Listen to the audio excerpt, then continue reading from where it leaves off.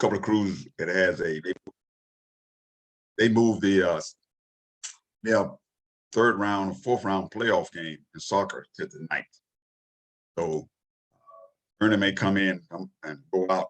I know I think Bill Henderson's on the phone call, Charlie Jenkins. Some of this stuff covers all of us, what we're going to do. So if you have any specific questions as pertain to anything as pertain to a particular sport or some way we do business, it'll be a time for you can either in the chat or you can raise your hand. You know how, we'll get in and answer those questions. But I want to I will give those regional supervisors opportunities to speak if they have anything to share. But the new officials, I would specifically like to welcome you all to the association. This is the Southeastern, the SSOA is Southeastern Sports Officials Association. Formerly it was the SAOA. We provide, when I say 9 sports, really say 8 sports, but we count in lacrosse, girls lacrosse as a separate sport, and boys lacrosse, even though we have, in basketball, it's just men's and women's, the same as for soccer. But we offer football, basketball, softball, volleyball, wrestling, and that sport is booming. And Charlie would probably, it is when he gets the opportunity to tell you what they're going to do as far as we going out with the females, the women's wrestling. First of all, this is the first time I had the opportunity to speak to the group as I served as the interim football supervisor during the 122 season. In April, I was announced as being the supervisor for football. I have football, basketball, and softball. Some of the things this past season, and I'm gonna go over a couple of things in all the particular sports and allow other regions to do the same. Prior to 2020, we were doing an annual general membership meeting. And at that annual general membership meeting, we met the first Sunday in June at 2 p.m. And normally we had met over the last few years over the Fayetteville Academy. We call that our annual general membership meeting. All the regional supervisors would get together, but give a briefing on that particular sport. We would recognize the current state championship crews, those that work the state championship, and any other business. And we would also hold elections for our president, our slate of officers. And we're going to talk about that a little later. One thing for the football and the football season, we had 2 state championship crews. This past season, we had an independent school state championship that was at Harrell's Christian and led by Adrian Laurie. And we had a NCHSA state championship crew led by Frank Johnson that was at Chapel Hill. In the area of basketball, we had a state championship crew, and for those who've been around for a few years, you know, in 2020, COVID first started, they shut down all sports on March 13th. Our state championship was the 14th. That crew was on pins and needles for the last week, and they went from, we're going to play the state championship, it's going to be just limited crew, and it's going to be a state championship, no fans, no one at all. And then it went to no state championship at all. That 2 of those individuals, again, Frank Johnson, Connor Thomas, and Brigham represented us at North Carolina State in the 3A state championship. And also upcoming this year on July 11th in Greensboro, we have a all-star representative. It's going to be Daryl Jenkins going to represent the SSOA, part of that officiating all-star game. In the area of softball, last year we had a Christian school championship. This year we actually have 3. We have 3 state championship groups. We had one that was over at Riverside, at a Christian school. And just this past weekend, Friday and Saturday, we had the independent school 2A state championship that was Wayne Christian against Rocket Mountain Academy.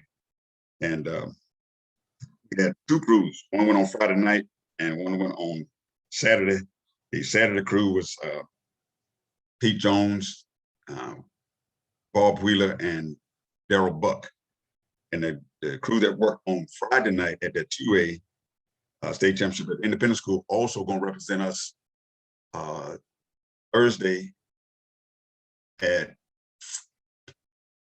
Great Arena. They're hosting D.H. Conley, the 4A Regional Championship, Game 2.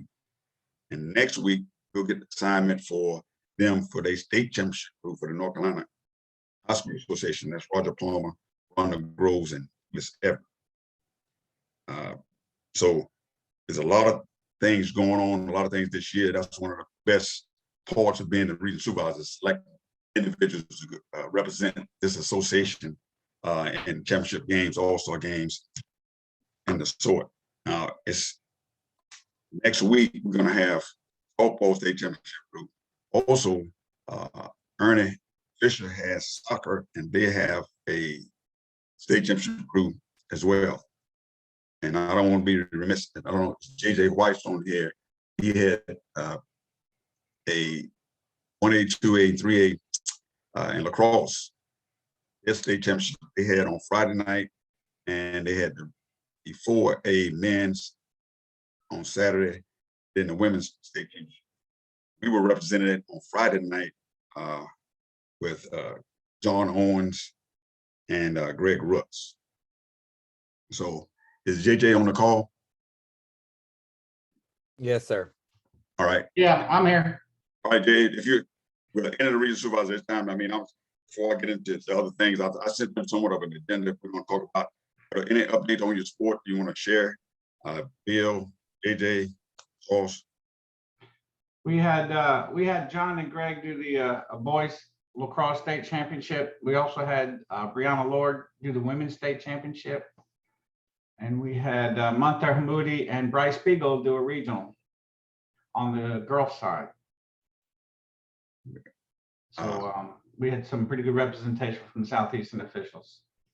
Now, also in addition, in the fall, the SSOA had the state championship volleyball. Saying that, and I appreciate the volleyball officials. We had at our Holiday Classic tournament that's held at Fayetteville State. The entire volleyball crew came down to receive their award. And those individuals, Dan Hines, Daryl Buck, Keith Atkinson, and Elizabeth Lockett. Bill, anything from you on volleyball?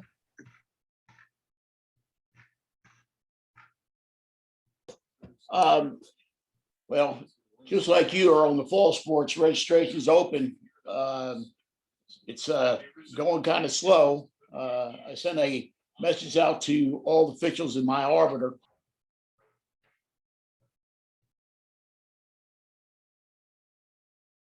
Hey, Bill, I accidentally muted you because it has your wife's name on there. I accidentally muted you. Well, John, you know who wears the pants in my family, so we're going to leave it like that. How far did we get about registration? Registration is going slow. That was the last word. All right. Yeah, it is going slow. I have 31 and signed up right now. Of course, it's early. I sent a message out, Earl. I know you saw the message because you're in my arbiter that I sent out to everybody. I had 45 more people acknowledge back that they are going to sign up. I had 15 acknowledge back that they are not going to sign up for a number of reasons. 6 people, they just don't want to drive with the price of gas. And I think we're going to find that throughout the state of North Carolina, and hopefully we'll be able to resolve this. But we'll make it work, whatever we have to do. Charlie, you got anything for wrestling? Pardon me? Yeah, Charlie's going. Wrestling, we had dual team representation. We had 2 officials work 2A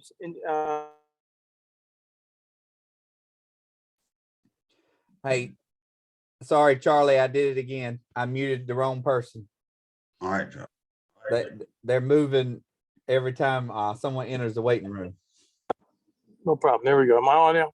Yes.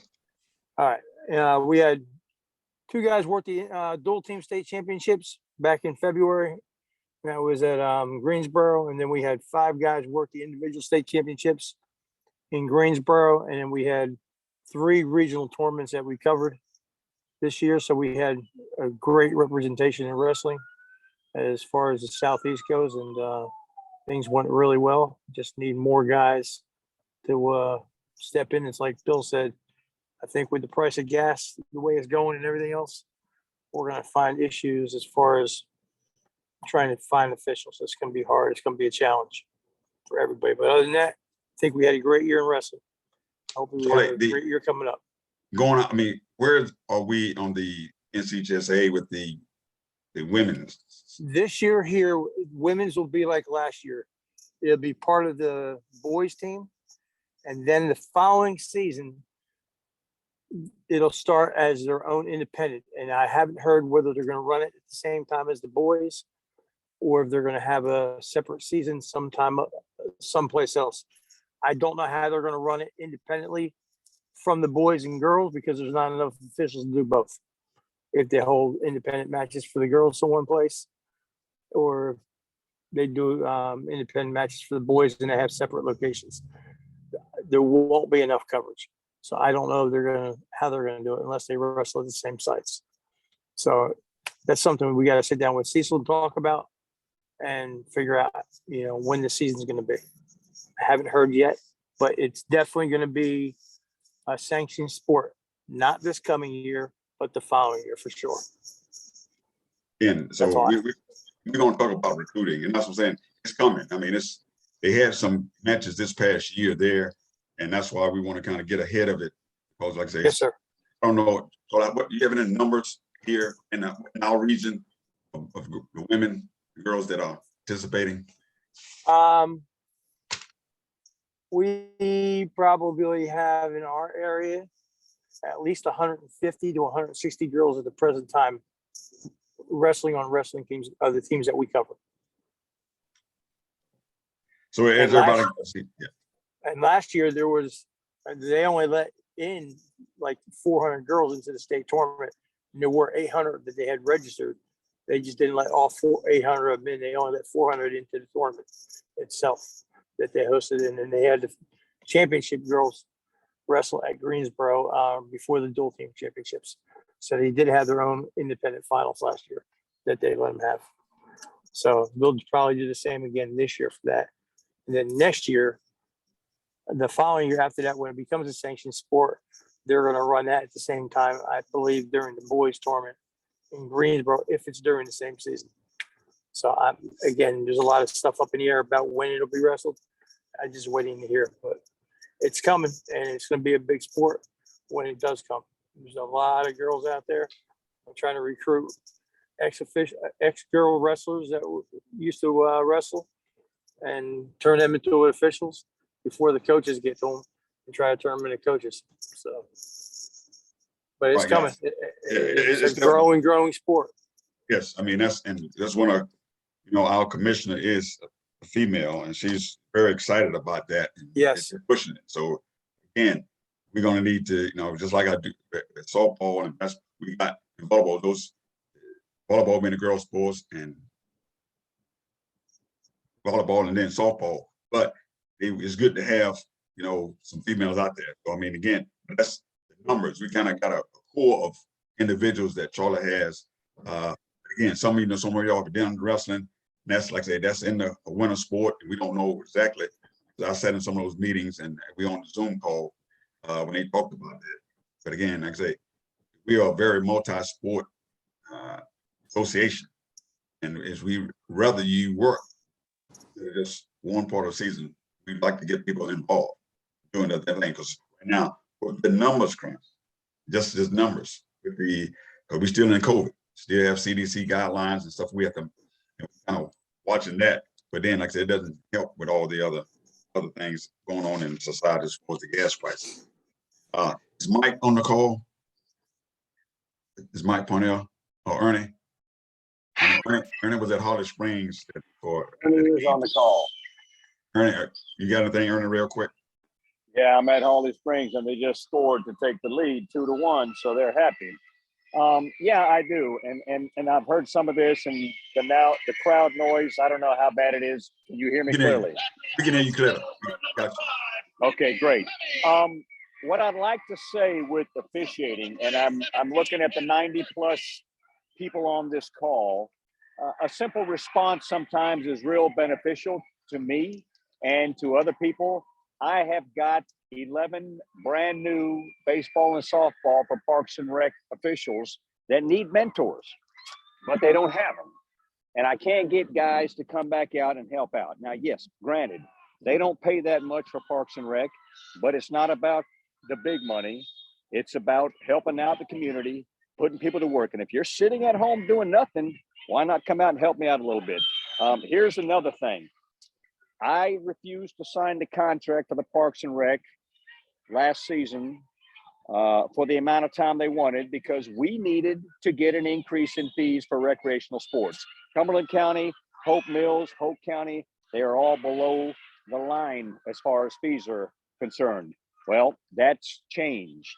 We are now going to have increased fees. We're not going to sit here and talk about the amount, but they're a whole lot better than they used to be for every sport. So I could use some help. We have enough now to cover what we have, but I still need help, and we're all going to need help. So if you can do that, just text me.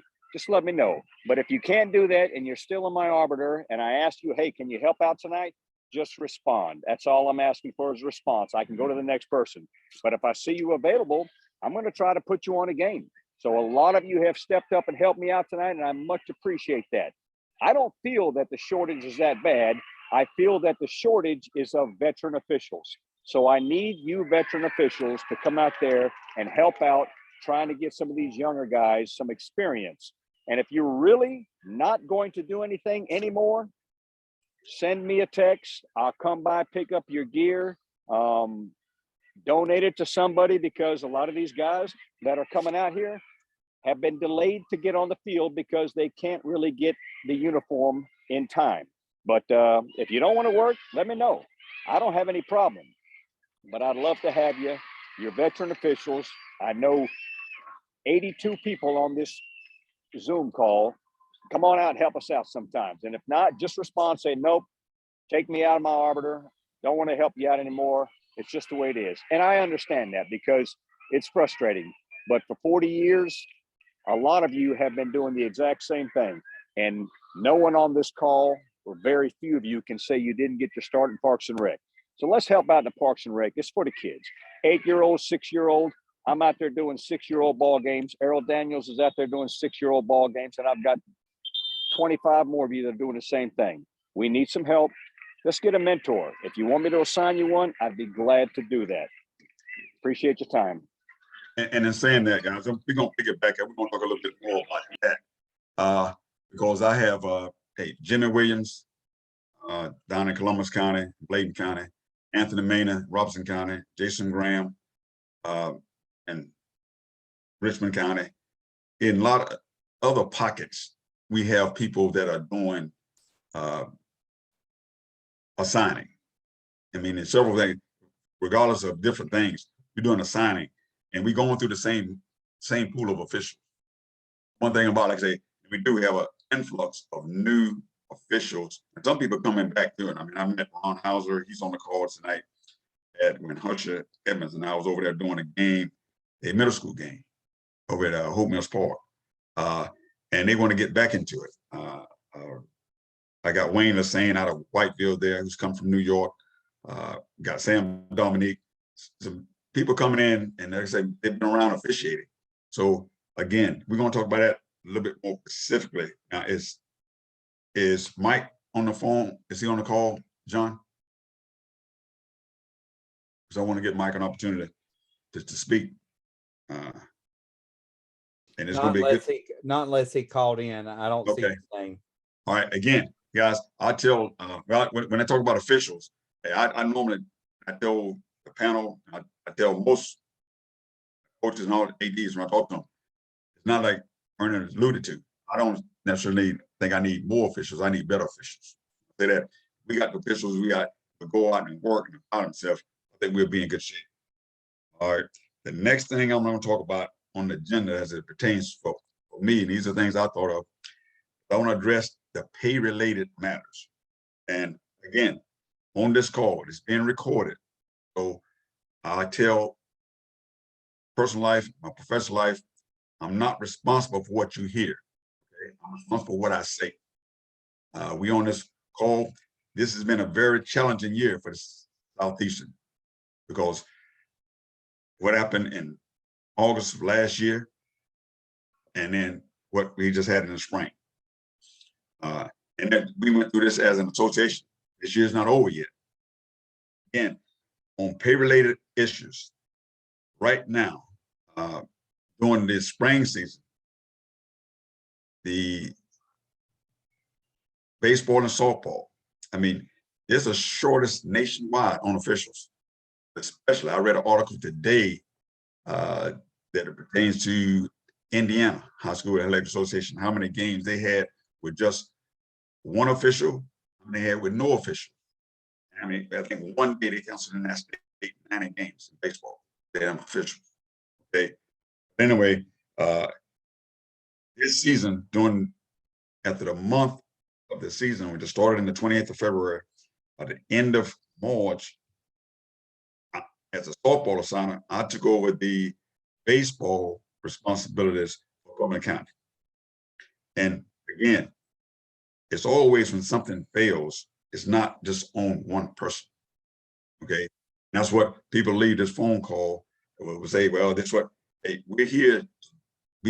I'm considering myself part of the solution, not part of the problem. If there's a problem, we need to come collectively and work on that. You know, we have private schools and we have public schools. But what we've had before, we went through the NCHSA, just went through HB 91. It was going through that this past year. And they signed a memorandum of understanding. I think they had me by the 15th of March. And something else, I think, goes in effect on the 1st of July. And JJ and any other regional supervisors can correct me if I'm wrong. But that's what they're looking at doing. So we have some things they were going through, some things here locally we were going through.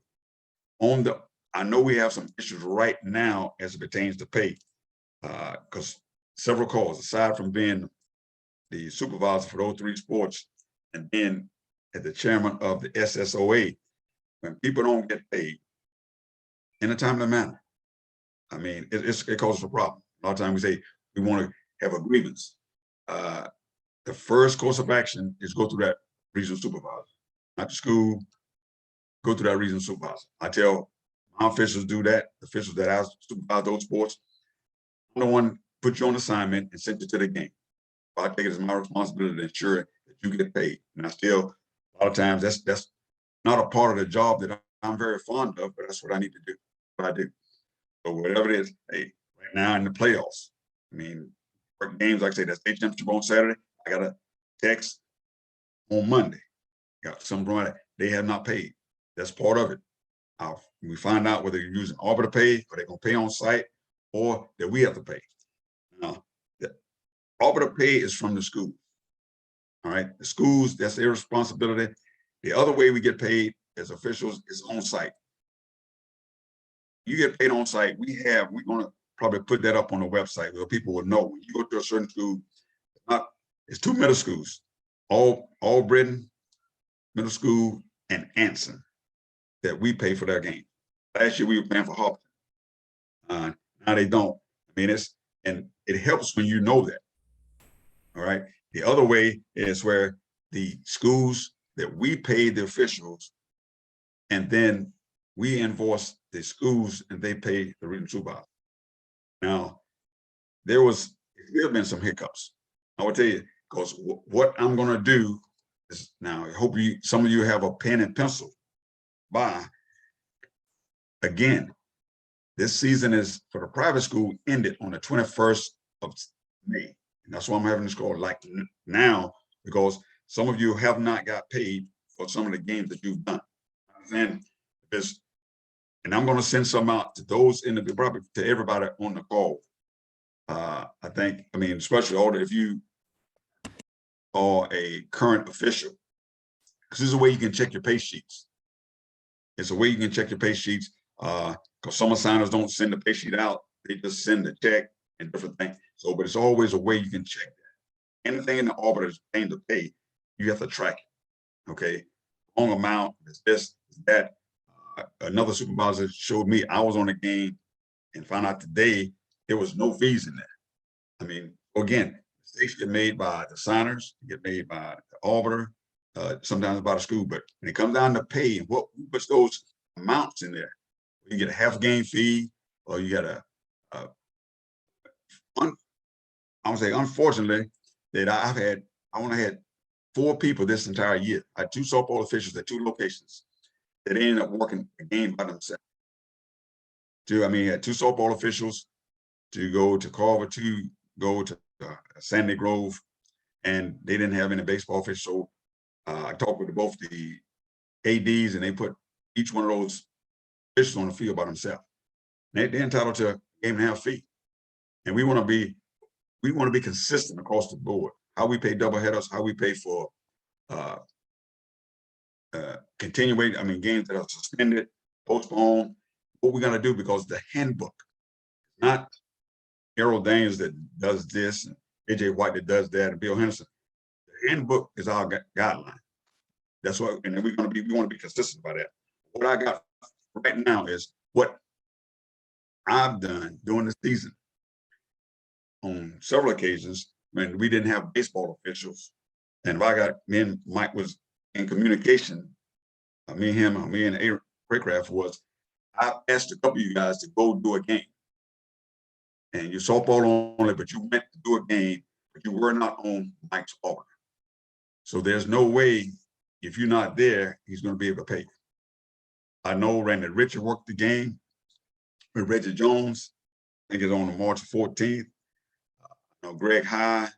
I sent the same day that Randy Richard worked the bases. Wayne Goodman went over to you, and I saw him on the call. He went over to Northwood Temple. And again, you need to send me and Mike, send it to me, CC Mike.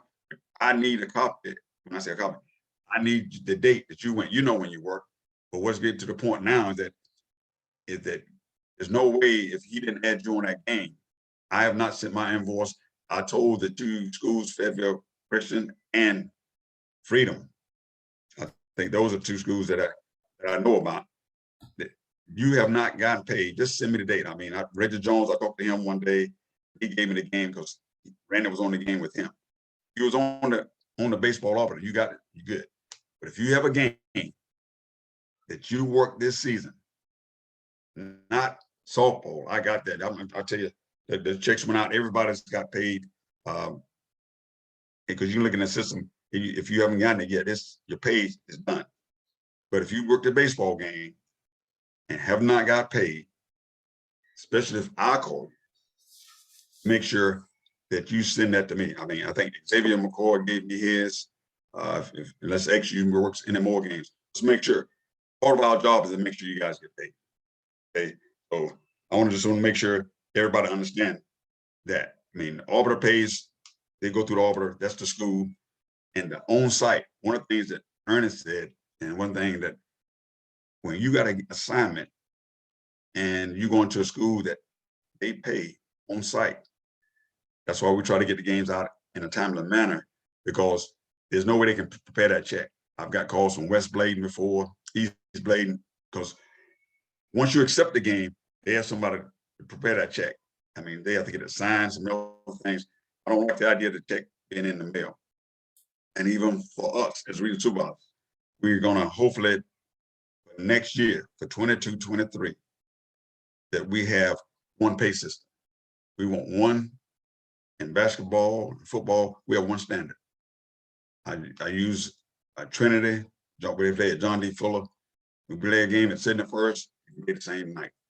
Go down the road to Westover, same thing. We go over the other side of town, Grays Creek. You can pay. South you can pay. But then we go over to Freedom, and then it's up to the regional supervisor. Do it every 2 weeks. But if you miss that 2-week wonder, you go over there, So we want to make sure, we want to get everybody on the same accord. You know, there's two different independent school and there's the public school. They have two different commissioners, but they are now in concert and being the things that would happen to us this year. I think they are more amenable to doing either paying on site or doing something, because what we don't want to do is when you provide someone a service, we want that paid to be in like the similar time frame. You have any questions on the pay? And everybody who knows, look, you have a game, and I want that tonight or tomorrow. I mean, definitely by Wednesday. I've been ending tomorrow night, because again, we want to make sure that we never sometimes have time to do it right the first time, but we always got time to do it over. Start chasing your money when those checks are dispensed, and then you said, I worked the game. Right now, some of you all work the game and it's not even on the offer. I mean, I'll talk to you, like I say, I just know from checking, because I know I've asked a couple of softball only officials that go do the bases, kind of get us through. And again, I can't thank some of you guys enough about how you made the baseball season. And I know I'll miss somebody, but I'll tell you, when Robert Edwards, Roger Latney, Willow Wellbrock, Stephon Graham, Chris Williams. I mean, some of you got Tammy Thomas came out, Tommy Underwood. I mean, you all pulled the community through and made this work for the middle schools. I mean, getting uniforms, getting stuff, just going to the field. We had a game, they changed the game the same day. About 12 o'clock, they want to start the games at 3 o'clock. We started every game they wanted at 3 o'clock. And then we had two games that started at 3:30. And that's because the schools couldn't get there. One of them still was late. I didn't think that was going to be able to happen. When called upon, and Ernest said about the different things, but I know when I called you, you definitely answered, and I appreciate that. And I know those student athletes, those coaches, and those parents really appreciate it. Some of you all got the comments when you went to the field. And they say, oh, we got 2 blues today. Oh, we got this and that. Again, in 20, our season got cut short. They didn't play at all. Most of the middle schools didn't play at all. Didn't play in 21. So the kids that was in 6th grade, they're now in 8th grade. So this is the first time they got to play. I appreciate you all doing that. Like I said, there's a few more, but I'm saying those are people I know I called on. There's no way we would have got the season done. I mean, Herman Lewis came from Whiteville down to Graves Creek to do a middle school game. And that doesn't say, I mean, just about me. That's more about him. And I was saying, a lot of times we sit and think about supervisor. I'll tell you what, I didn't work out one softball game. I worked a whole bunch of baseball. I mean, so again, and that's what I think I take a lot of pride in, is the people that I work with. Anybody got any questions on the arbiter and what I want you to do? Earl, I Yes, got sir. a question. This is Robert Edwards. Yes. And so I spoke with several people in the association, but I won't be speaking for them. I'm speaking directly for me. Right. But I believe they'll appreciate what I'm saying to you. Right. Absolutely. That's why it's good, Robert. There is a problem. Right. I'm going to say this for now. Look, Mr. Robert Edwards I'm saying Mr. Robert Edwards, he's a past president of the association. Okay. So I mean that, and trust me, when we on this call, like I said, being recorded, it's not about, I'm gonna listen to the question. I want everybody to listen. We'll be part of the solution. And again, this is an issue, because I say when you call and we had people call the state, we had people do anything, because this is about money. That's why I was thinking it's important we do this. So continue, Robert. Okay, so it is a problem because, like, on multiple occasions I've worked this year, you assign the game, we go to the game 3 and 4 weeks later, we don't get paid. That's a problem. Currently right now, I worked the game on April 25th and I still haven't got paid. And we continue to get assignments throughout the year whenever we work in the current sport that we're working, and we don't get paid, and we got to contact you. You contact us one time. I'm speaking just for basketball right now. You contact us one time, we accept the game, we go to the game, but we got to chase you down or chase the school down for our money. That ain't right. And the issue is for all of us, only because they spoke to me as being the past president, that when we don't get paid in a timely manner, I feel like that the regional supervisors don't really take that as a major interest, as opposed to making sure they get the games covered. Games covered is one issue. Being paid is equal to games being assigned. And I think personally that we need to have more emphasis on it. Part two to that is why for private schools, regional supervisors or the schools that you pay for can't be paid through Arbiter. And the reason I say that is being a person that in February, I worked another sport where the checks got mailed at the end of the month. It didn't even come at the end of the month. I ended up having to wait an additional month, 2 months for services that I rendered 2 months earlier. That ain't right because I didn't work the games 2 months late. I worked the games 2 months earlier. So I feel like that there need to be something rendered where all checks, all monies be paid through the Arbiter for all officials, not checks being written, because now we got the mail system in place that's flawed, and the potential of when regional supervisors get time to cut checks. That's another problem. I'm done. Hey, here's it. That's why when I put that down, the first things I went after we went to the sports was the pay. So I hear Well, I that. want to weigh in on this when you're done. Okay, I would tell you this here. That's the disconnect. We can't mandate that a private school pay for it. I mean, certain mandates. I mean, they came in. I came in, took over as a supervisor, and I would tell you, like I said, hey, and this is something about the education thing. About I want to say exactly what I was told by the outgoing supervisor about officials, about how they feel about their pay. But the handbook specifically says that pertaining to public schools that a regional supervisor cannot be the fiduciary agent for that school.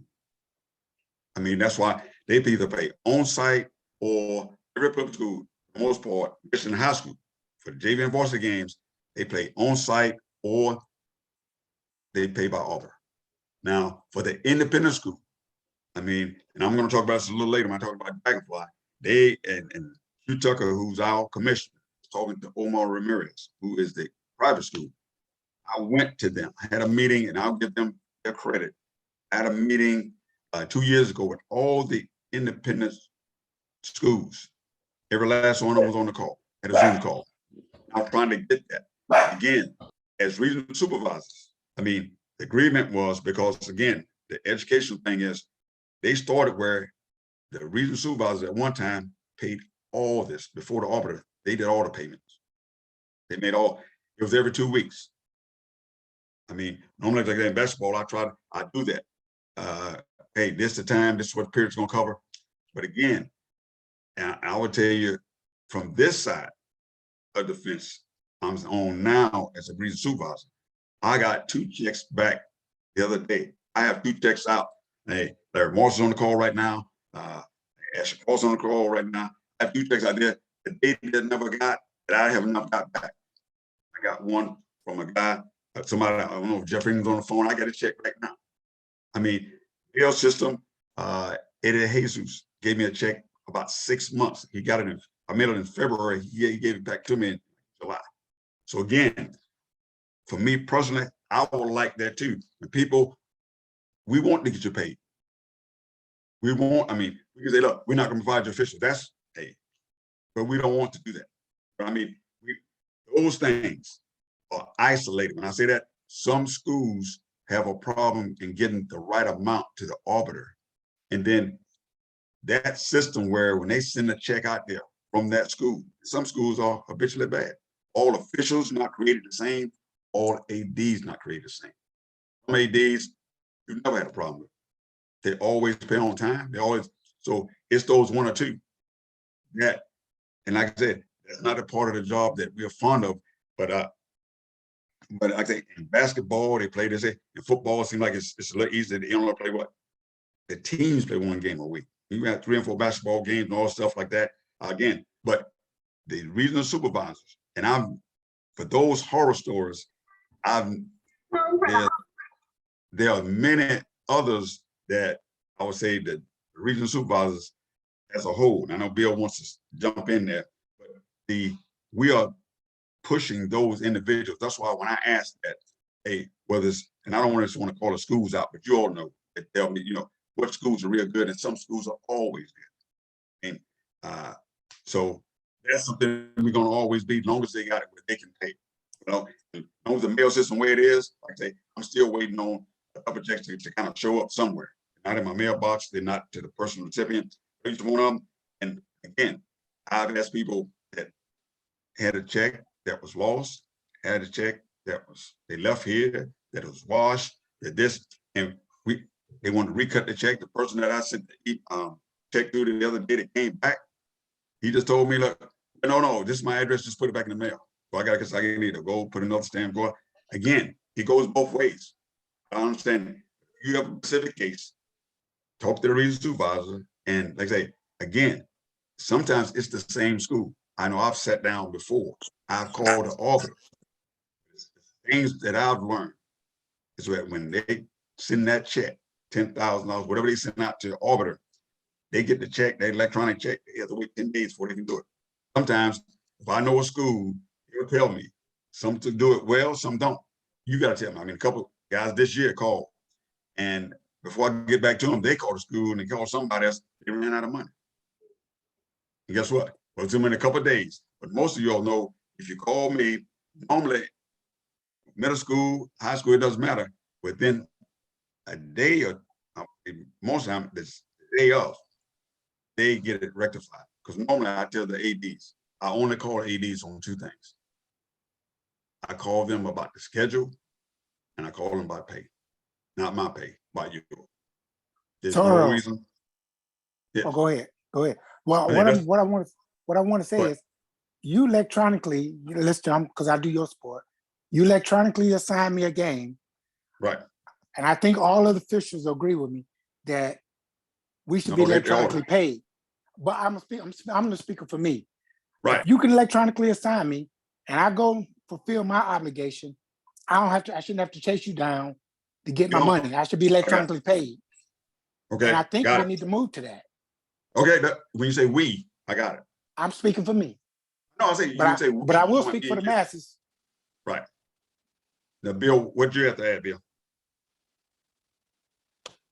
Thank you, Earl. Well, officials are independent contractors.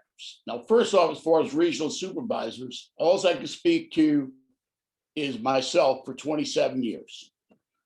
And officials get paid timely and they get paid.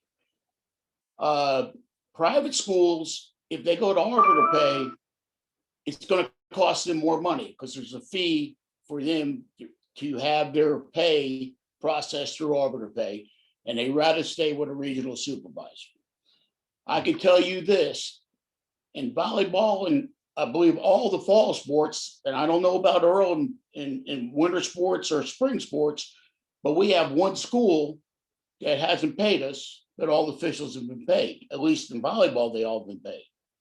This happened also a number of years ago in a school in Robeson County. A whole season went by, over $2,000. They were supposed to pay me as a regional supervisor, never received a dime. All officials were paid. So I don't think we should get black eyes for some incompetence that has happened lately. You as a official, if you're unhappy who you're working for because you're not getting paid, it's very simple. Just don't work for them. Go work for somebody who's going to pay you. I can't speak for somebody else. I only can speak for myself. And Earl knows this. So I will pay every week if somebody needs to be paid. So it's not a problem. I understand, Robert. If I wasn't paid for a long time, I'd be disenchanted. But Bill Henderson would stop working for that person. So that's all I got, Earl. Okay. Earl, I got something Yes, correct. to add to that. Until the state mandates all the schools go to electronic pay, we're always going to have this situation with people that pay on site and people that pay by check. So unfortunately, a state issue, not a regional supervisor issue. But what we can do as regional supervisors is, and in wrestling, what I do is after 14 days, if the official's not paid, I email the school, I email the principal, and let the principal know, because a lot of times the principal doesn't even know that the AD is not paying the officials. And then I end up CCing Mark Drivabus and Q Tucker on it. And usually once you put their names involved in it, and now it'll be Cecil Mock, once you put their names in there and the principal sees that, it's amazing how quickly they move on things. So I just think it's a matter of putting pressure onto those schools, because I tell them that if the officials aren't going to get paid, you're going to stop seeing officials. And it's quickly resolved. But until the state mandates the schools pay electronically, there's not a lot you can do with those other schools. And even electronically, they're just wanting to take their time paying some schools. And until you call them out on the carpet, that's just the way you have to handle some things sometimes. Hate to do it that way, but you got to. And that's what we call it as, when we go to those AD meetings, that'll be something as, when we go out as far as prior to the fall sports, and that we'll put an emphasis on that. Just, see, when we end it with a broad brush, we know who those, because we don't, otherwise don't know until you tell us, except for the private schools. We're gonna rectify that. I have You have two more hands. You have Tony Hare and Jason Graham is Okay. waiting to be spit. okay, go ahead. Go ahead, Tony. Hey, good evening, everyone. My concern basically is with the private schools, and none of the baseball officials who have worked private school games this year have been paid. And here's my thing with private schools. We do not have to work their games. We hold all the cards.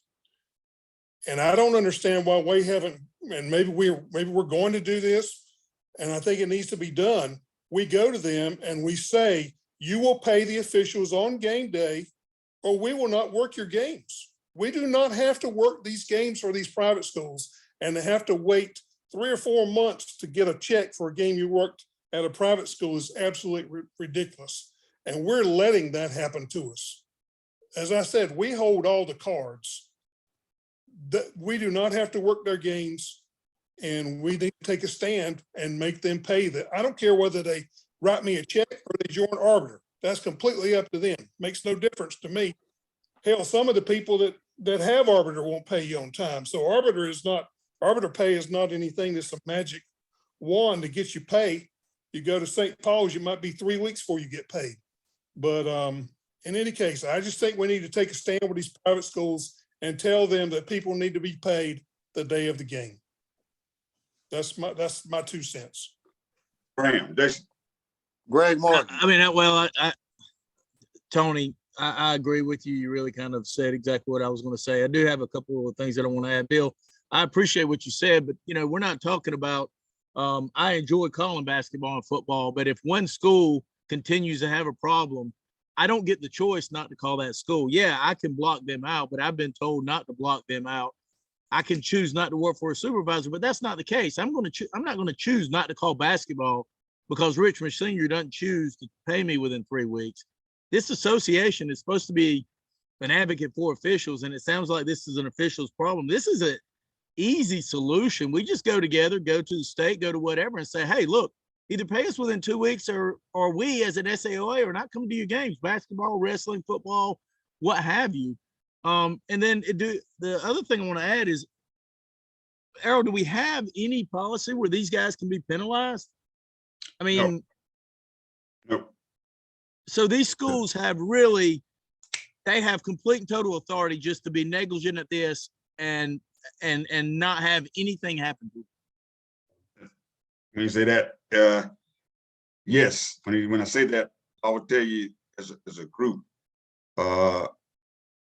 and as the supervisor, I know when I went and had this meeting with the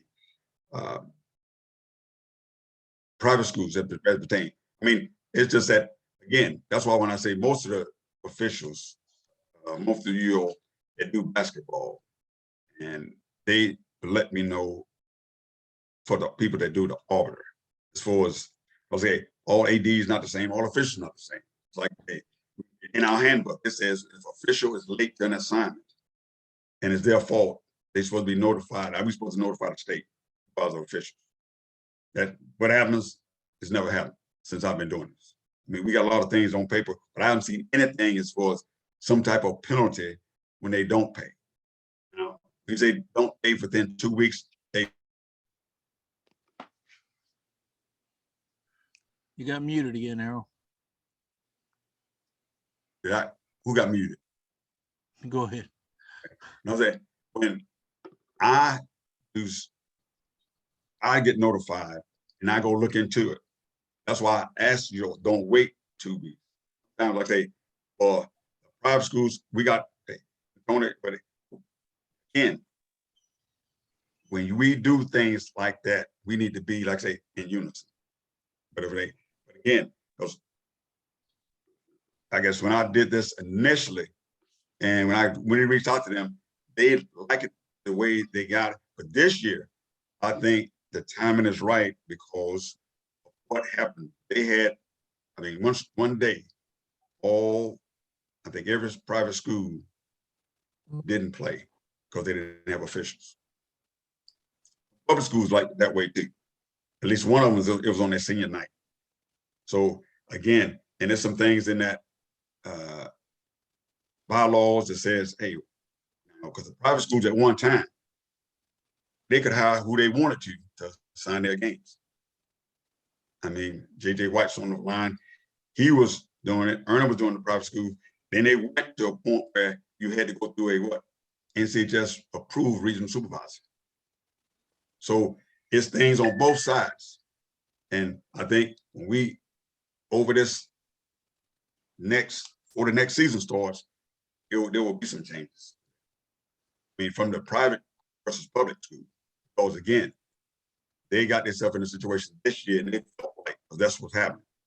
And most associations would do the same as what Tony said, that hey, we get hired by the NCHSA, but a few years ago, when many of y'all was working, when they went to that way, you had to go through a NCHSA approved regional supervisor. They didn't have a choice.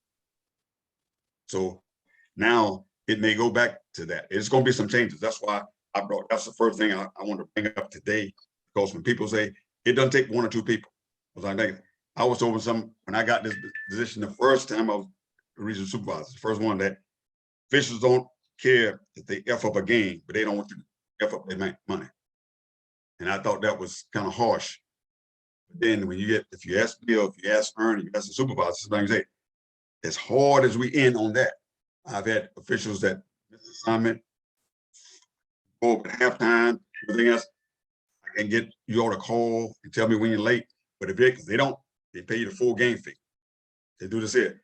But but I want to hold the official the same way we hold the school. Everybody's accountable, but we always good at telling someone what they should be doing. That's because I said, I've been on both sides, but I know who and we call one school. I see which schools are like that. Now I talk to that county AD, and I've talked to, like I say, I went to before to a principal, and they don't know. I've never went to a principal and didn't get results. So that's why I don't like to wait 2 weeks. And people, you can take one time. I mean, I listen to all the people who's talking. Hey, this is not new officials. Over a 10-year stretch. Hey, over 6 months, over 2 or 3, 4, 5, 6 seasons. You can count on your hands sometimes. That's all you remember. We always remember the negative. And had the same conversation with ADs, and they tell them about the crew. I messed up that crew. Hey, they do anything right? They don't want to tell you. I'm not here to tell you what they did right. Okay. Always that. Just like we talk to officials, we always tell schools what they should be doing. Trust me, tell us what we should be doing. What they is good about being in the middle. I mean, I don't know what Bill, because he's been a lot longer than I have, JJ, but yeah, I like to hear both sides because it's valid. But we're going to get the frequent offenders, the more people that are egregious, because we never talk about some schools, and some schools are just excellent. So it's not everybody. So it just, like I say, not all the signs in all schools, but again, if we can make them do that, they can do it at halftime. They can do it before. I've had a situation where they paid officials Then I had to go run official down to go get another official because they paid the official the morning before the game, and they called in to turn the game back. They'd already get paid on Auburn. I've had that happen twice. And the guy said, no, I'm not going to be here. And I'll say, look, well, hey, you know, I got officials. Okay, I'm going to pay them. And it was kind of embarrassing for me because now I got to go back and say, look, because they can't undo it. Once they pay them on Auburn, they can't come and get it back. So if you turn the game back, it's not like the check. You get someone's check or something like that. Because schools has frustration. Like I say, I get calls all the time and hey, I don't have one official on the game and I got 2 people assigned and other person just notified, haven't accepted the game, they can't get the check. They've told me. They try to, like I say, some of the schools really try to get it. Hey, the bookkeeper's leaving early on that day, not going to be there. The principal's going to go to a workshop. They need to sign the checks. So it goes both ways. It's good to talk about because I see, you know, hey, it's good for all the supervisors to hear at the same time. Anybody got anything else on that? All right, the summer training. Yeah. So I got one more comment, and I only want to address with what I heard all the regional supervisors say collectively, and then I want to go back to what Bill Henderson said last. So what I heard in the beginning was all regional supervisors are looking for referees to work multiple sports. No. At least I think that's what I heard. No, Trying to fill spots because we No. need more No, good, that's not more correct. good That's incorrect. officials. Okay. No, that's incorrect. I said we have, as an association, we have a lot of multi-sport officials. I'm not, you know, we have a lot of multi-sport officials. So, so what I thought I heard was they still need more officials because more sports are coming in. So while I'm hearing that, and we're talking about pay issues, it can't be a pay issue and also need an official issue. Because if officials ain't getting paid, they ain't gonna want to work. Okay. But I appreciate everybody comment. I appreciate y'all regional supervisors at least attempting to address one of my concerns is Tony Harris' concern. But I agree with Tony Harris. The officials will work a game, but we need to feel like the regional supervisors are out there to make sure we get paid for our games. Because if we miss a game or late for a game, you're gonna call us and you're gonna get on to us about not being there and not contacting. No, I've never done that. I've had 2. The first time in one season, I've had an individual that didn't show to a game this year. I've had that happen twice. And this is I've been a supervisor. Well, I had to again. I had it, I guess 3 times. I mean, they call him. I mean, I don't know if the official is late unless normally the official calls me or the referee. And most times people say, look, you know, like you dry snitching. I think that's. I mean, and what's the penalty for if you're late? They don't dock your pay. I've been on games where one of my partners showed up after the first quarter. We all got paid the same. It's good to hear because again, if we will go back and say because when we start looking at things, especially with pay, I don't like to paint things in a broad brush because I know with some schools, never. They say don't say never, never, never. Hey, never say over a 4 year, over 48 months. And when they have a season all year round. They may have missed 1 or 2, maybe 1 or 2 mistakes. I don't hold them to a different standard than I hold officials to. Okay, so I don't want to just throw them out. I know since I've been in this position what schools normally, and one of them has changed ADs. Some has the same AD. I talked to that principal about what it is, and I've had before I became when I was a supervisor initially for basketball. Other supervisors asked me the same thing. Hey, look. Are you having problems? Sometimes we get to these because in the fall they don't pay football and don't pay soccer and don't play volleyball. We have the same issues. Anytime somebody called me about a basketball concern, when I call down there, normally I ask. I can only see basketball, but they can say, look at they haven't paid anybody. I'll call Ernest sometimes. I'll call another school. I mean, another region supervisor because they're not paying. When there's one school ran out of money, they didn't run out of money for softball officials. They couldn't pay anybody. We had a first year school I had this year that ran out in February. And again, hey, unacceptable. That end up talking to the superintendent. So again, if it's like sometimes in certain walks of life that people dealing with something, we don't make it public. I've never went out public and told somebody that, hey, this person was late. And this, we don't do that. And I don't do that with the school. All we want to do is, like I say, being solution oriented. Okay, hey, this person has a history of doing this. Hey, we need to get better at this.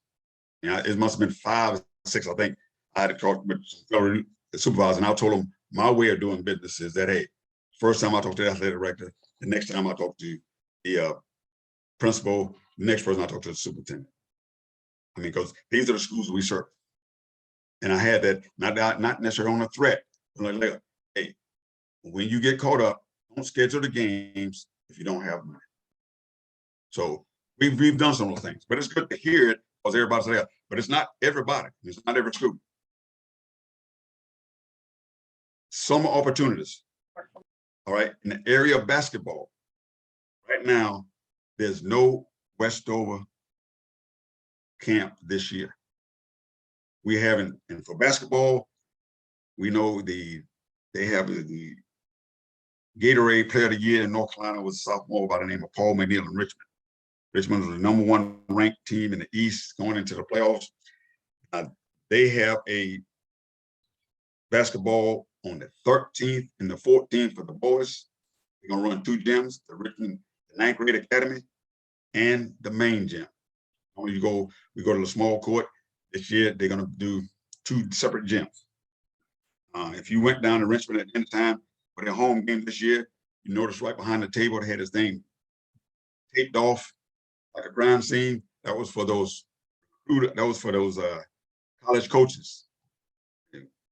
NC State, UNC, everybody been down. I mean, everybody.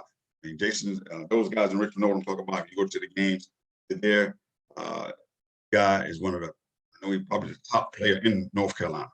I mean, he ranked nationally. So they hosting some on the 13th and 14th. As soon as I get the schedule, I'll put it out. Now we're putting that on the Arbiter, and I'll earmark those individuals who I think, when I say need to work, there'll be some new people as well, specifically those people that are going to the varsity I'm looking for those advancing to the sectionals. I mean, I'll get to the sport specific a little later, but that's the 13th and the 14th. On the 15th and 16th, Richmond has a just girls only. They're gonna do the same thing. They'll let me know as soon as I do that. I will put those out, that game. The other school is Grays Creek on June the 21st and 22nd. They're gonna use the Grays Creek Middle School and the high school. High school has an auxiliary gym and a main gym. They're gonna use both boys and girls. Now they're gonna start at 9 in the morning. The last game might either be at 5 or 6. It'll be an opportunity for everyone to get some work. If you gotta get a lunch hour, or whatever the case may be. And I'll look at the games and I'll have observers over there. And again, this is an opportunity. That's all varsity games, and that's all the time between. I'll use that information I get from that. And if some of you have signed up to go to camps, giving that feedback from the camp. I got one last year from a camp. In fact, it was Roger Ayers, Division I, Final Four official, sent me some feedback on an individual. So again, you go to camp and it's a good feedback, you might want to share that. Okay, but that's it. And that's the information I get as far as we go to the season. Now, also, I will tell you, there's some AAU, adult leagues, tournaments, and you go to camp. Now, there's a lot of people here that can get games. And if you go into the Arbiter, they have your names in there. I mean, it's not a monopoly. I only assign high school. Larry Morrissey, Oliver Sanders, Cleo Dunnigan. I mean, like I say, other people have games that are being played throughout the day. So again, if you can get on the basketball court, we want to see you get some reps. Okay, we'll teach you, they will help you, and sometimes they'll let me know when the games are. and I'll come over and watch you. I expect you to do the same, treat those games and that commitment you make to them, same as you would assignment you get from high school. All right. In football, you know, some teams call it OTAs, all season training activities. Now, football, we're gonna have, I mean, normally have some 7-on-7s.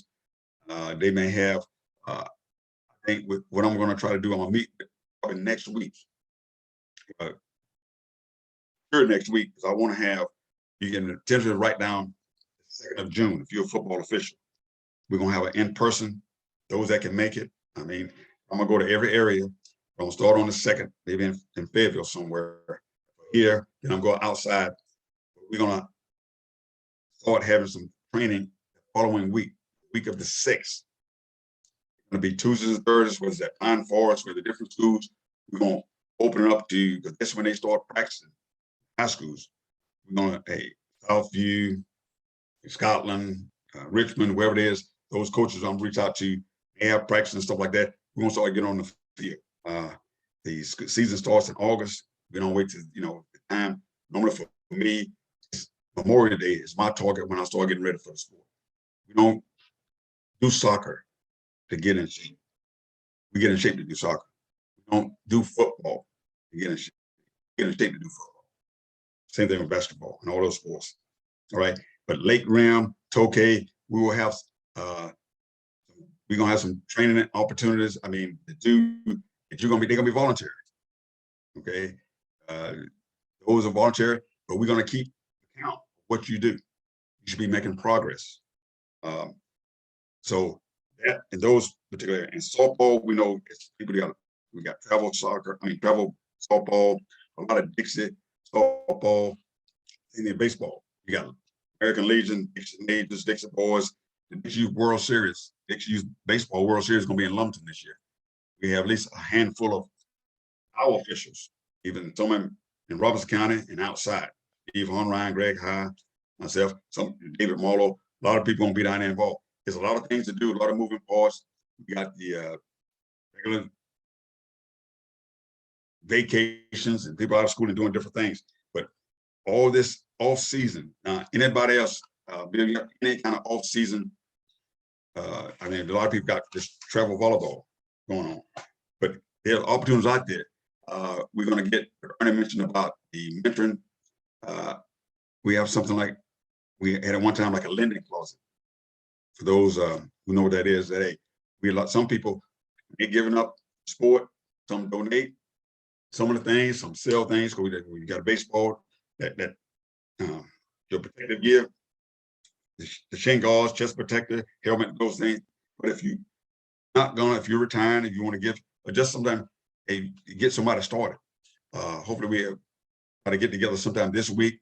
I've collected some things over the years, and sometimes we did that for both football, we did for soccer, we did for baseball.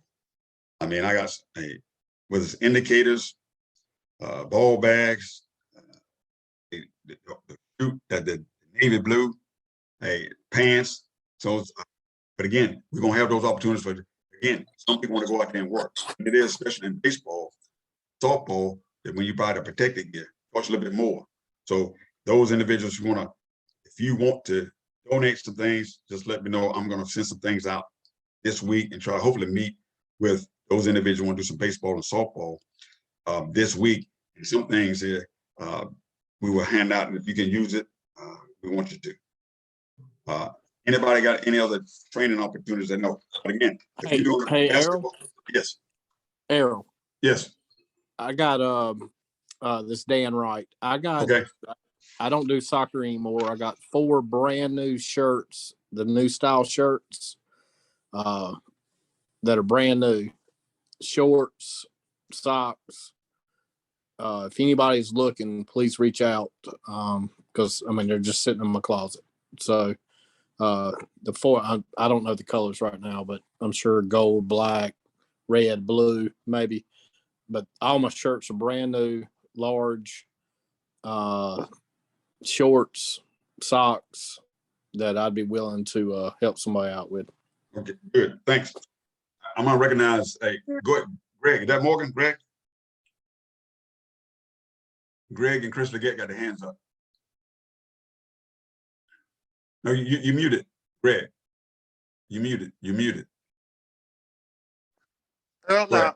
y'all had already answered that, and I was trying to chime in on when oh, what was his name? Oh shucks. But my question has been answered. Okay. I'm All right. I good. just want to make sure I see the hand up there. All right. Yes, sir. You know, and I apologize, and I'm gonna mute No, again. You good? No, you good. But Uh, give me a few minutes or give me a couple of days because I'm getting ready to go on this a little surgery here, and Okay. I'll be back with y'all, and I will try to do what I can do for you. Hey, I appreciate it, Greg. Yes, sir. Now, before I go to the next recruit, now we said about surgery. I got a phone call. I think Archie's on the line. Archie Kilo. Hey, just again, when people say, just like Greg, you say, some things surgeons there's no such thing, I guess, to some people, when it's on you, it's minor surgery. We do have people that, as people close out, do different things, but it's not always because they don't want to decline the game, because they don't want to work, because of the money, because of the level. There's other things that happen. Just keep each other in because sometimes when you do, and you know when something going on, some people don't want it out. But again, but I would say, look, I got a call from Archie Kilo early, and I mean, probably a few weeks ago, in the middle of the season. And he's going through some things. I mean, just keep people in your thoughts and prayers. Like I say, we all one family. Sometimes it's a dysfunctional family, but we still one family. Recruiting, all hands on deck. Hey, we got high school direct centers.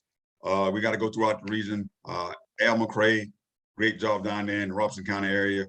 Anytime he gets someone interested, he sends in their information. Herman Lewis gave me about 4 or 5 numbers.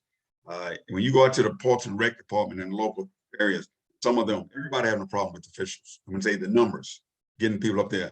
I mean, for some people, those vocal ones at the park, and those are like, a lot of times it's not probably the best professional. Just say, look, here, you hit the whistle and challenge them and stuff like that.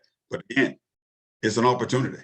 I don't know if Nicholas Boston, I got some people just graduated from Fayetteville State University, from Rocky Mount. Hey, he's got a guy just graduated on the football team over there. He's going to be part of our officiating this year. So we're going to get out there and kind of beat the bushes collectively. But again, what I used is to get the middle school baseball here, because I called on, other than like I say, Roger Latney, Robert Evans, Tommy Underwood. Tommy was working the game in the middle school, and he volunteered. Say, look, you need me. Again, people, even though some people may get frustrated about this and that, but again, this is we provide, like I say, not only we provide service, some of these kids, I mean, it's for them. I mean, I play sports, my son plays, so I mean, I've been involved with it pretty much all my life. I got the way to play. It's a healthy competition. There's nothing better. But again, we need to recruit many people and just get, I mean, it's not for everybody, but sometimes, but again, it's a good way to get out, remain part of the game. And I'm going to have, and all the region supervisors we get, when someone go out, they send these little flyers out and do different things. Every time somebody go in there and say they want to be an official, they check everything. Football, basketball, baseball, softball, swimming, track, air, all these things. And we're trying now to keep it numbers, how many. So I'm gonna go back and I'm gonna do mine. And now for one time, I was getting them, I was sending out emails and everything. A lot of times that don't. Like you get something on sales and people don't follow through. But again, we're gonna try to track those individuals that will do that and trying to keep them their numbers. But again, we're gonna need, I say, it's more officials, but even though as your veteran officials, we want you to come out and work. Now, it hasn't been introduced yet. One of the things is that Mark Drabus left. His last day was actually work, I think it was the 29th April. And Cecil Mock, ECILMOCK, Cecil Mock is our new supervisor of officials for North Carolina. And he's coming from Eastern Randolph. He was assistant principal.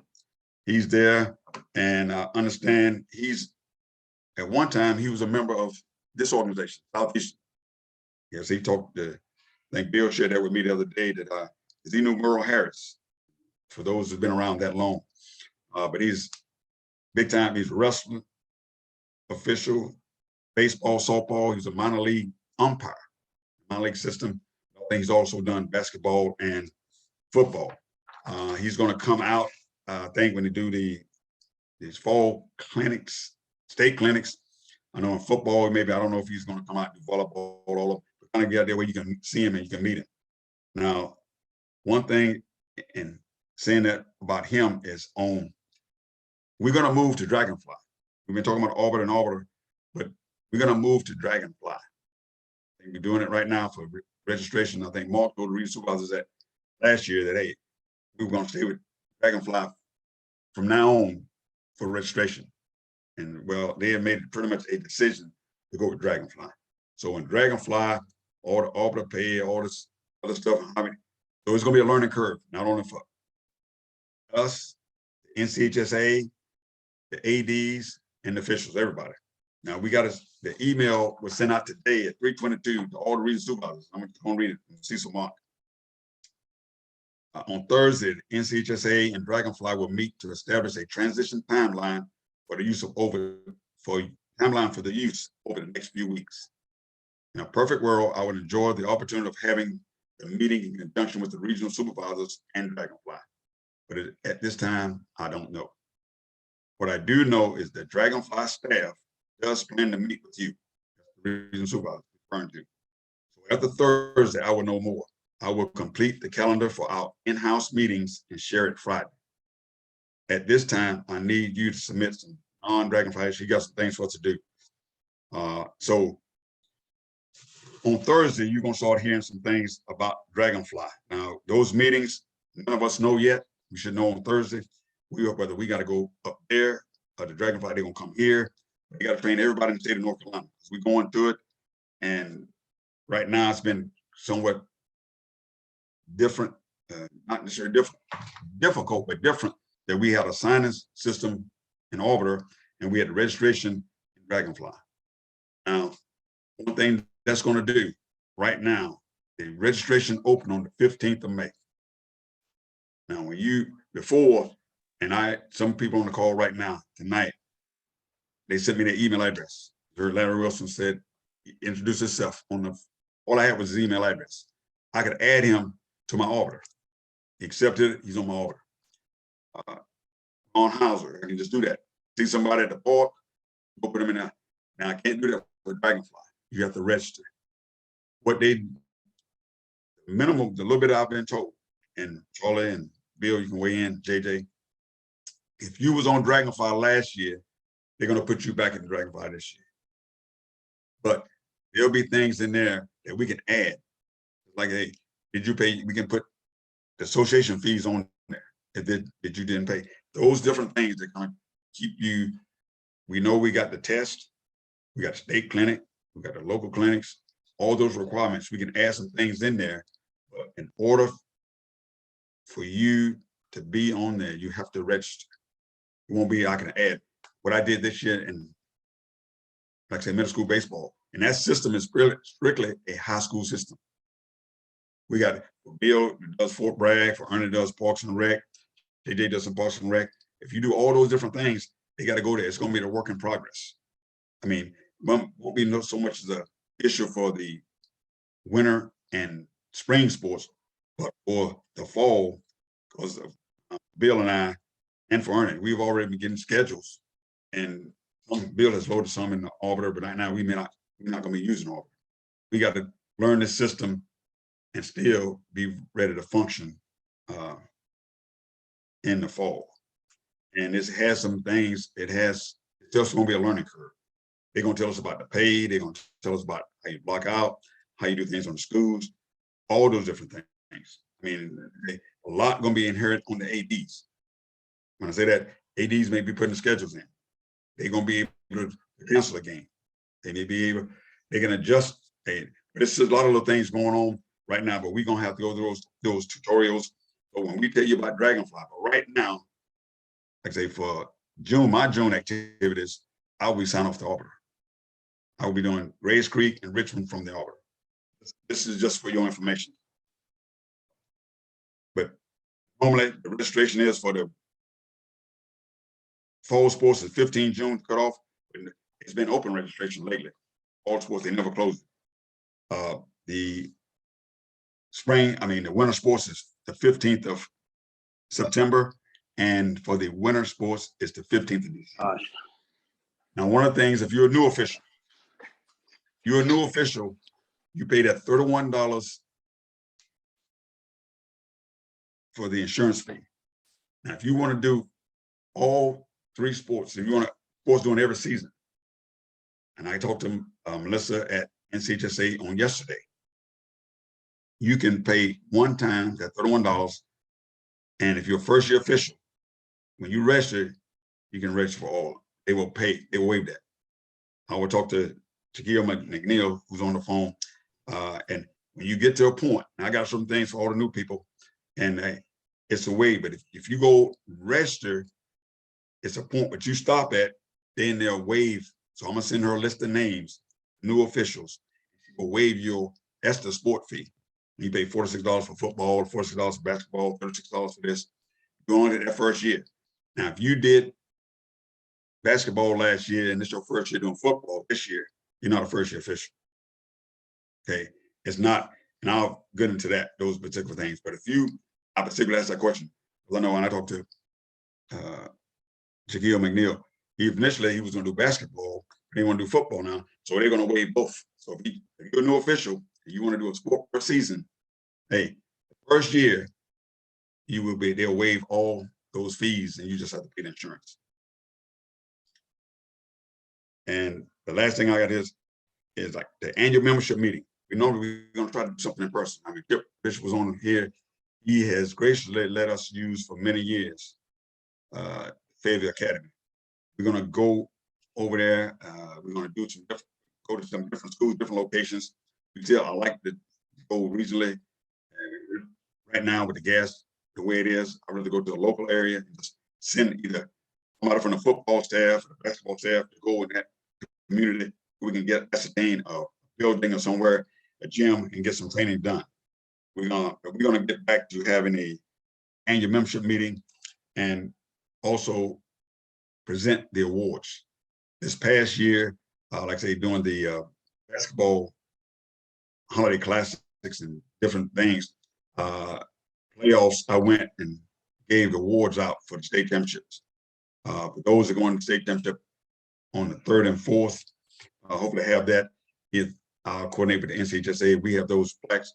We're going to present those to you because, again, we don't have a set place right now. And we want to make sure you do that in a timely manner. I know one time you did softball and baseball, they would do it on the field, make a presentation, then you go do the game.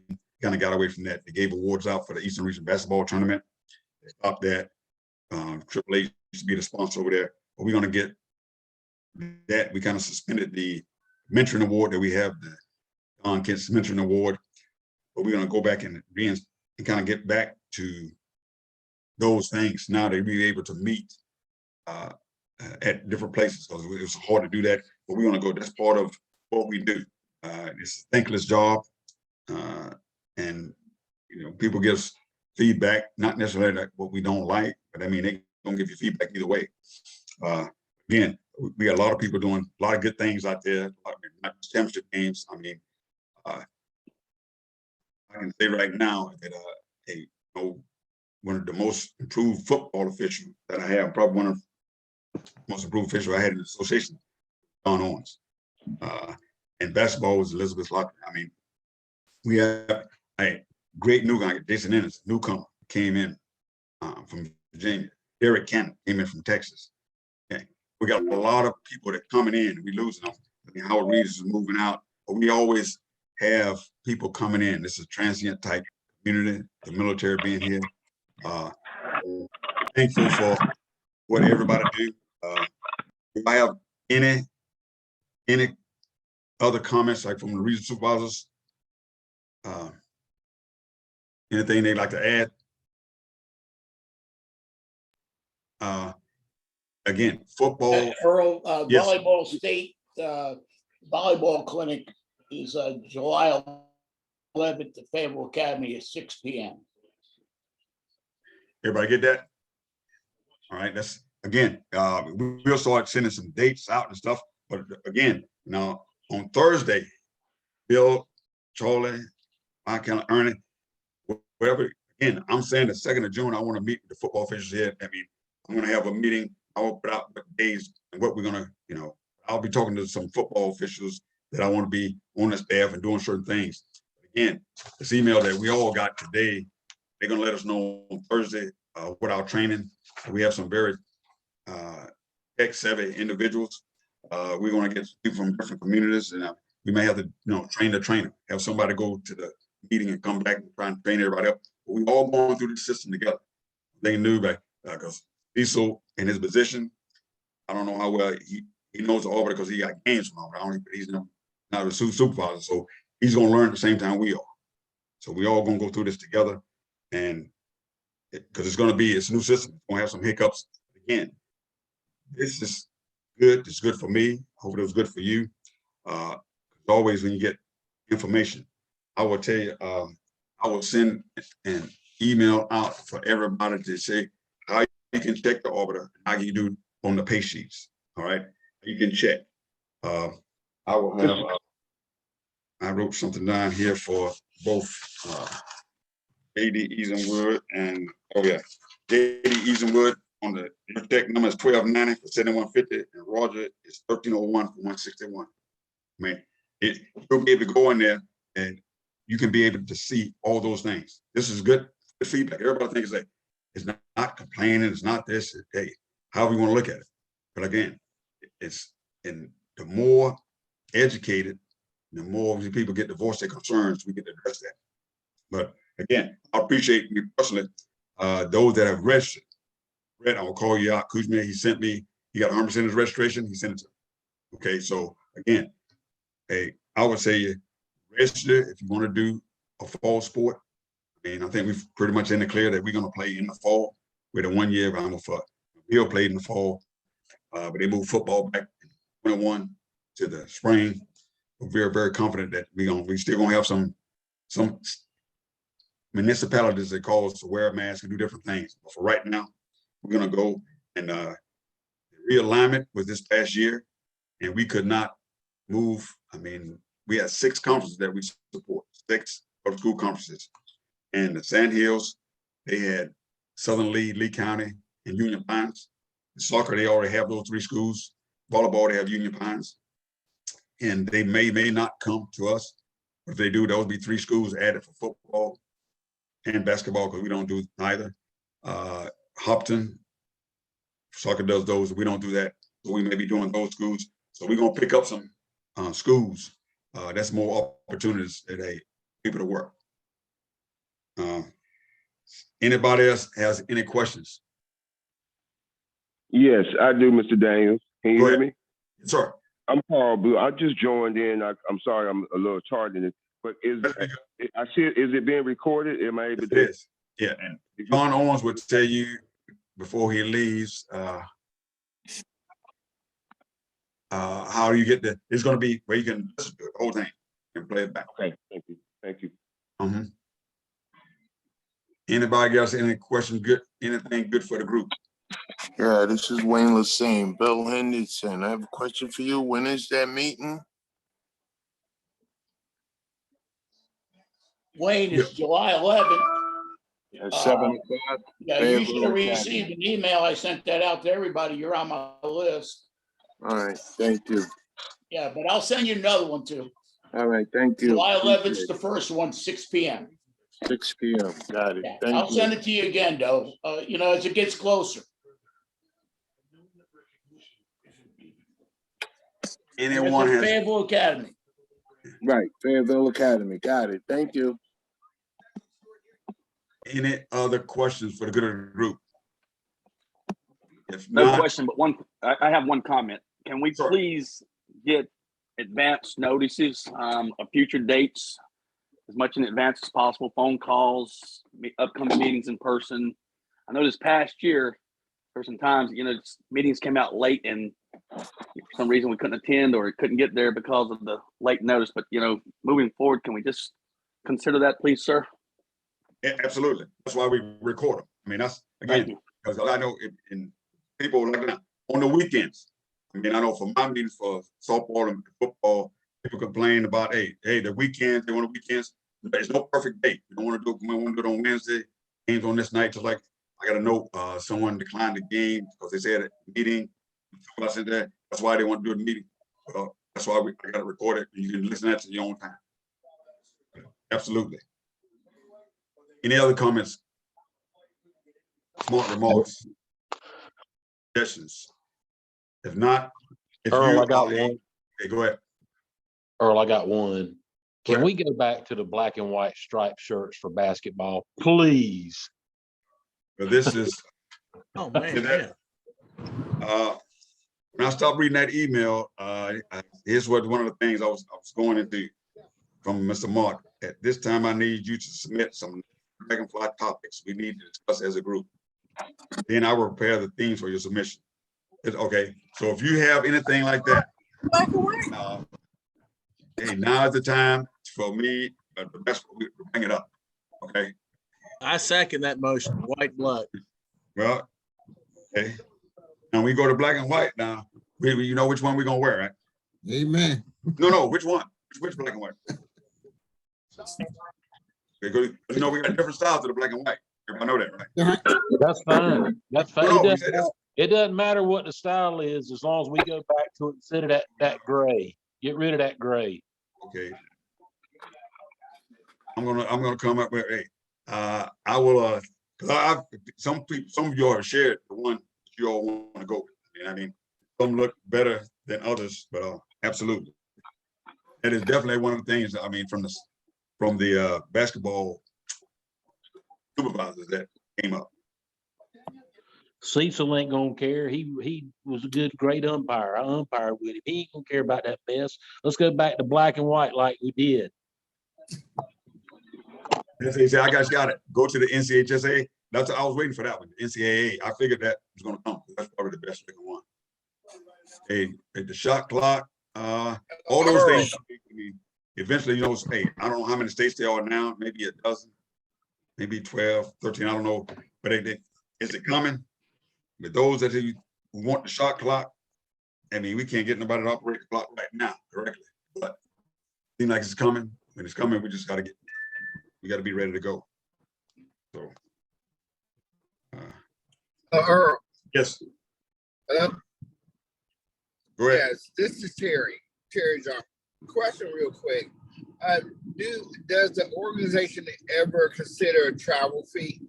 I see it, there's a slot for it on the arbiter for when we have to travel out 50-something miles or whatever the case may be. 50, man, that's close to home. 50. Look, I'm coming back like in for Wilmington right now. Yeah, but see, you're working for somebody else, you know. Again, now travel fee in the playoffs of an NCHSA third round or beyond. If you're in the third round or beyond, out of the coffers of your registration fee, when everybody pays, we get whether you pay or not. Lately, you get $25 per individual.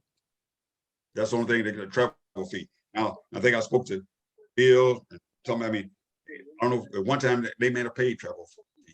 We're one of the states that don't pay travel fee.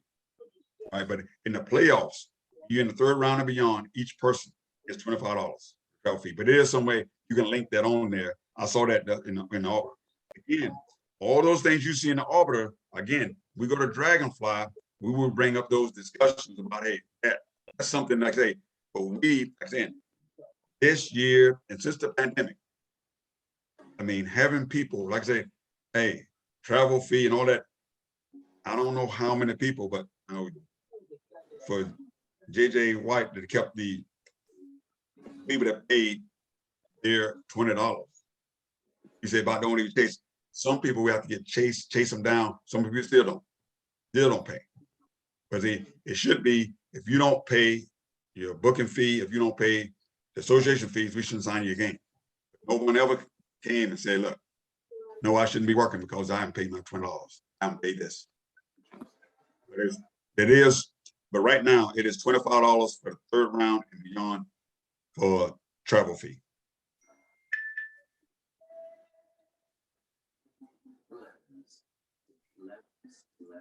Anybody else? I mean, again, don't forget Ron Tyler, Wayne Governor, Randy Richard.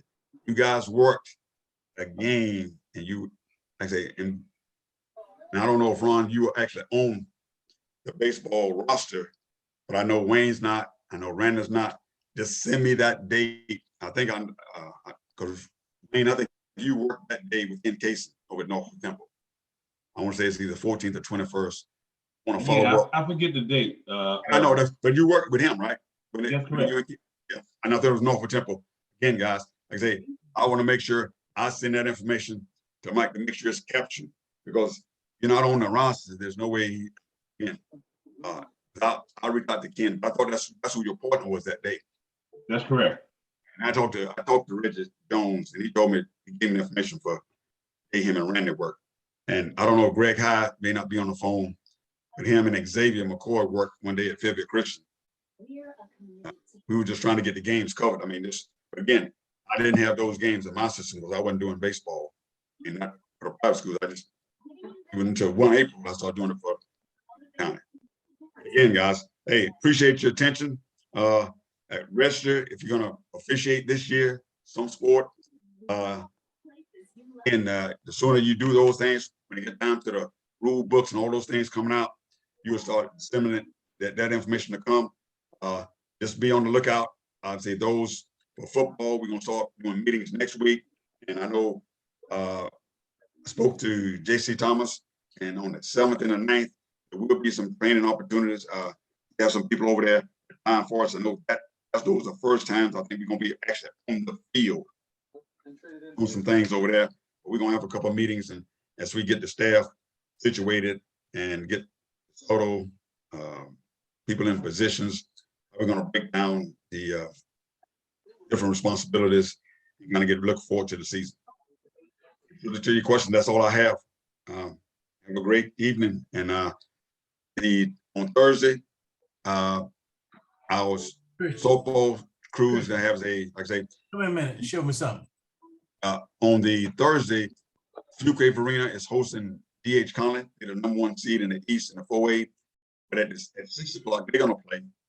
And at 7 o'clock, at the same site, Pinecrest, who's the #2 seed in baseball in the East, they're playing Fuquay Arena as well. So again, we still have a couple of games, Cape Fear and Pinecrest are in the running for participating in the state championship. And in soccer, I know the #1 seed in the 2A is Clinton. So we still have some teams in our local area that's doing great.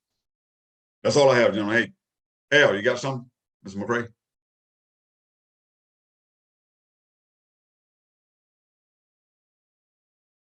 Earl, can you hear me? Yes, sir. I got you now. Yes. Okay. If you did not officiate a sport last year and you were coming back, with the registration, would they consider you a new official, or you Absolutely not. No. If the first time you ever registered with the NCHSA, you get one time. If you registered with them 10 years ago back, no, you. Okay. That was my question. Okay. All right. And anybody else? Yes, Earl. This is Herman. Yes, sir. When you register, they ask you how many years you have done, how many years you have worked. So yes, that would probably answer Al's question. Yeah, and then when you say that, Herman, I'm gonna send that for the new people, because if you don't answer, there's 2 questions on there for demographics. If you don't answer that question, you can't go past that screen. That's correct. All right, that's something I'm gonna send out. I got an email about that, Herman, somewhere over here. I thought I printed it, but I want to share that. I'm gonna share that portion of that email with the newer officials. I think I got it right here. Just see it. Yes. It states in there about remind your officials while they are trying to complete the registration process. Under update demographic info for 22-23, it's in red, underlined. Please tell them to answer those 2 questions on the 2nd page. All right, and that is how many years? The first question: how many years have you been officiating? Nobody's going to check that you're telling the truth, right? But you don't answer, you can't go. Please tell them to put their cursor on the red line and type a digit number. Then click off that red line. Then the second question is, have you ever been a registered official within the NCSSA? I mean, have you ever, you don't say when, but have you ever been registered? You have to answer those two questions. Right. It's either that's a yes or no. Then when you're done, then you can move on. But they won't let you go past that if you don't do that. Yeah, I got an email today about that. Yeah, because I that's what happened to me. So. Oh, okay. Yeah. All right, guys. Unless you're a new official,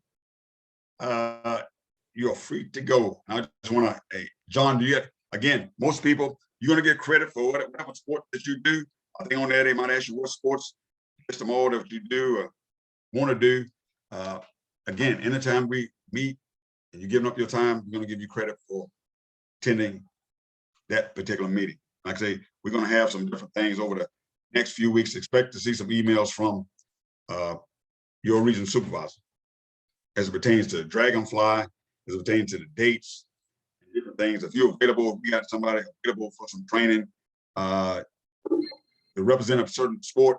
If I can't be there in the football, I may ask somebody else, Ronnie Brown, or Frank Johnson, somebody, JC, somebody to go do that. Again, we want to get the information, then you bring it back.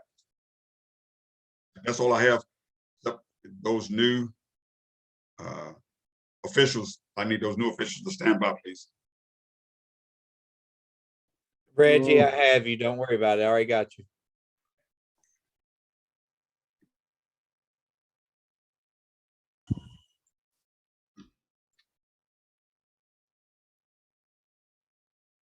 Earl, can you hear me? Yes, sir. Oh, this is wrong. What was it you wanted me to send you? I think I March the 29th, Village Christian versus Freedom. I don't have nothing on that. No, you don't. That's why I want you to say you know what I mean, you're not gonna get paid. See, it's not on Auburn. See, I didn't think yesterday I called you. I was working, me and Michael Sabb was working Northwood Temple. Hey, Kevin Williamson, him and Richard Jones left at a Pinecrest going to Southview. And I called you and Eddie Melvin was over there. Right.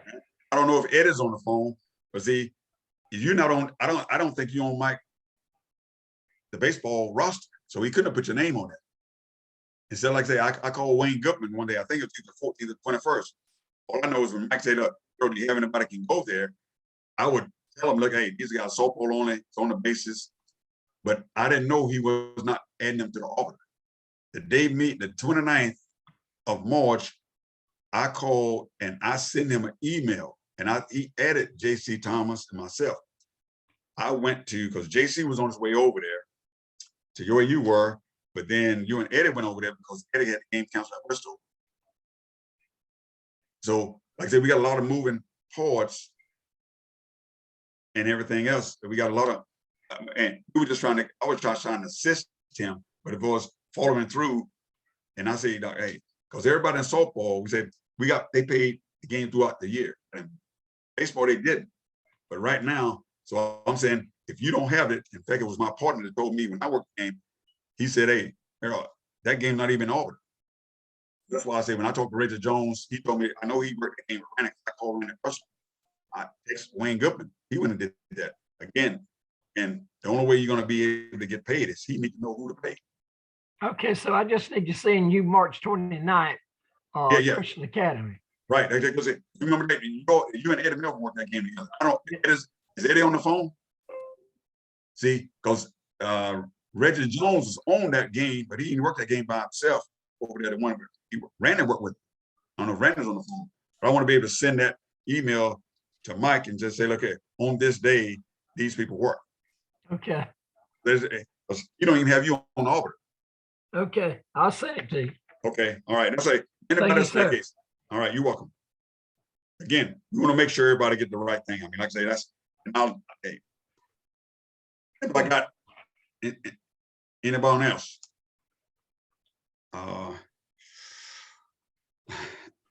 And Archie, I will say, that went in the mail today. And look at, and anything I can do for you, anybody else, you let us know. Archie, I see you still on the phone. Let me see here. I got call. I'm gonna, now are you on the Arbiter? Call, I know I didn't have you. Can you text me your email address? Because I'm gonna add you, call to the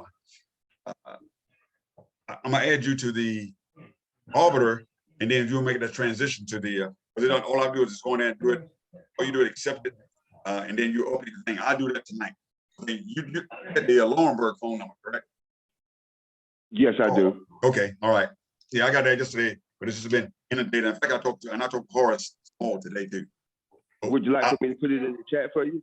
Or yeah, you can. Yeah, and I'll do that. I'll send you over the invite. That way, when I send a blast out an email, I can do it on the Dragonfly. But right now, you're not rich, so I will do that. Are you gonna do football and basketball and several other sports, or you just? Yes, sir. Yes, sir. Okay. This your first time registering with NCSA? It is. Okay. All right. Good. All right.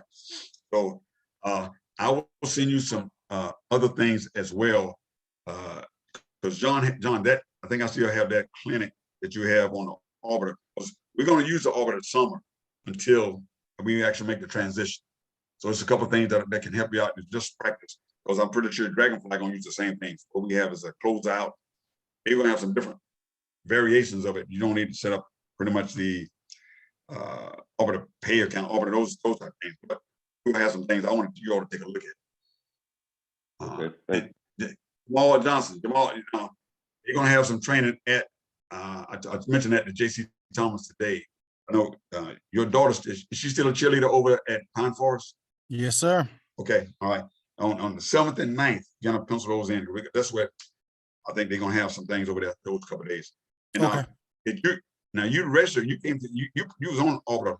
I mean, not Arbiter, but you was on, did you register Dragonfly last year? No. Okay. I didn't. Right, okay, but I know you did from the Arbiter. So they don't take, I got put you on there, so I'll make sure you get the same things. Okay, I'm gonna send you a text. I got a couple other questions from Steph. I'll send you a text and ask that. All right. Is Ron still here?